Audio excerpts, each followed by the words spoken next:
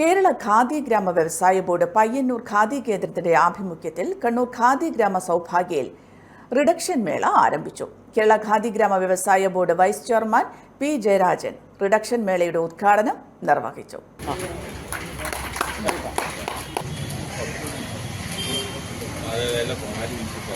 ഖാദി രാജ്യത്തിന്റെ ദേശീയതയുടെ പ്രതീകമാണെന്നും ഖാദി തൊഴിലാളികളെ സംരക്ഷിക്കാനാണ് ബോർഡ് ശ്രമിക്കുന്നതെന്നും ഉദ്ഘാടന പ്രസംഗത്തിൽ പി ജയരാജൻ പറഞ്ഞു.